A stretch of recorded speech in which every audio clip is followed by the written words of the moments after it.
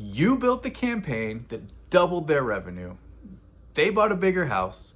You got a flat fee and a Slack message with a little fire emoji on it. Maybe a gift card if they were feeling generous. Olive Garden, unlimited breadsticks, big day. Then Monday morning, you rolled up your sleeves and you did it all again for somebody else. Here's the uncomfortable part. You are not short on clients. You're short on ownership. You're the most talented person in the room who walks out owning nothing.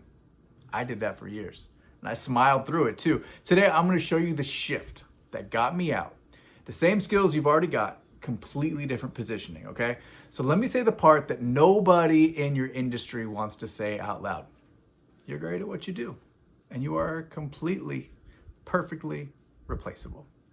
They can swap you for the next talented freelancer next quarter, and the only thing that changes is the name on the invoice. It's not an insult, like that's the job description that you signed up for. You watch a client take the thing that you built and 10x it. You get your flat fee. And you tell yourself, that's just the deal, that's just how it works, I should be grateful. Meanwhile, your income sits flat while you make everyone around you rich.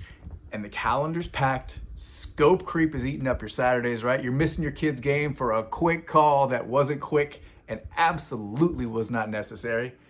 A freedom business that handed you exactly zero freedom.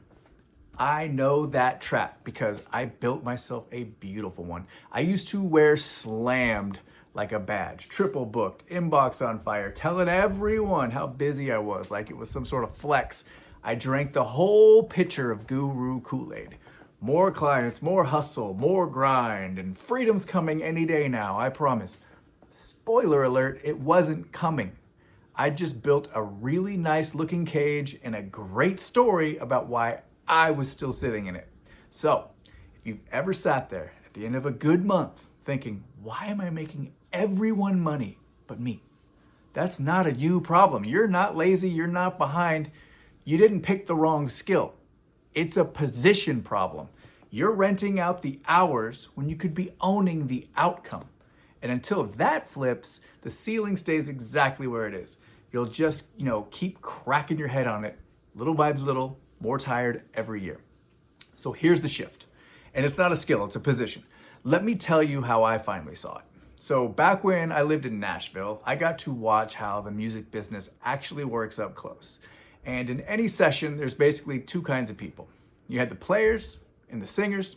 Absurd talent, right? Like session guys who could outplay anybody in the room, demo singers with voices that'd stop you on the street. They'd show up, lay down the track, and get paid for the job. Work for hire, one check. Thanks, you were great, see you next time. But then you had the songwriter. Same room, same song, sometimes less raw talent than the players in the booth, but the songwriter wrote it. So the songwriter owns a piece of it. And every time that song plays on the radio, they get paid. Every time it lands in a movie, a TV show, a commercial, some couple's first dance, a check. Again and again and again for the rest of their life. And when they're gone, their kids are gonna keep on cashing those too. The player got paid once for the work.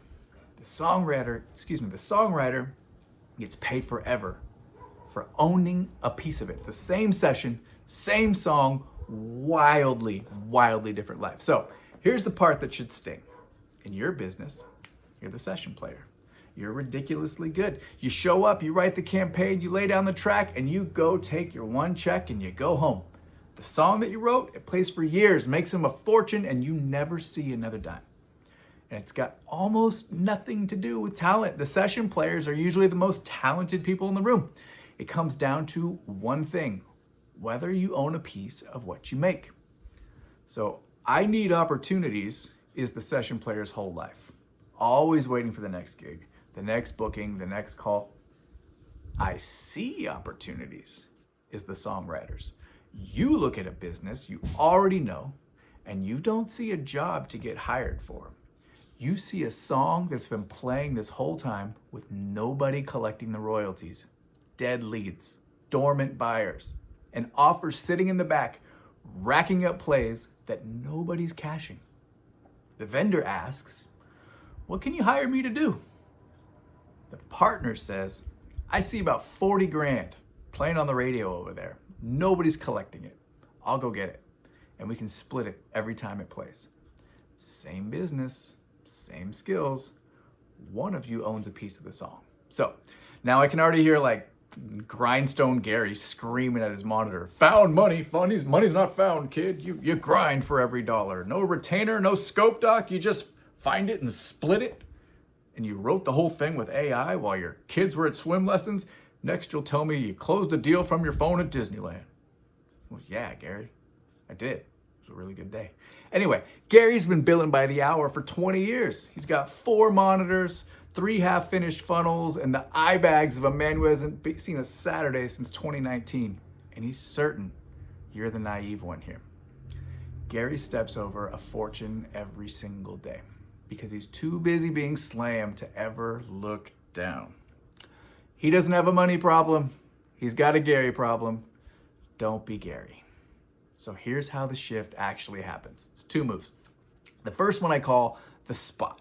It's the moment I need opportunities becomes I see opportunities. You stop hunting out there and start seeing what's right in front of you. Every business you already know is sitting on something. And once you can see it, you can't unsee it. That does something to you. You walk into rooms differently. You're not the hired help anymore. You're the one who sees what everybody else just walked right past. The second move is secure. That's where you stop selling your hours and you start owning a slice of the result. You don't pitch a project, you propose a partnership. I'll go get this money and we split it. And when their revenue goes up, your revenue goes up. So you're not serving the table anymore. You, my friend, are sitting at it. And that's the jump. Vendor to partner. And it doesn't take a degree or a decade. It takes a different way of seeing and the guts to ask for a piece of what you're already creating for free. So look, this isn't theory for me. 6 years found money inside other people's businesses and getting paid a share to go collect it. Money's pulled out of lists where people had already said no, already ghosted the call, already weren't ready. I've done it alongside like Inc. 500 companies, New York Times best-selling authors, billion-dollar copywriters, and it's not because I'm special, because I learned to see the money that was already there. And then I just went and got it. So here's what that actually buys you. It's not a yacht. It's not a Lambo in the driveway with a swipe up caption. It is a normal Tuesday where the deals are running in the background while you're at your kid's jujitsu at 4 p.m. and nobody's life is on fire. Income that doesn't stop the second you stop typing. A piece of every result you create instead of a flat fee and a really nice memory. And that's the whole thing we believe around here. You don't have to pick between profit and presence.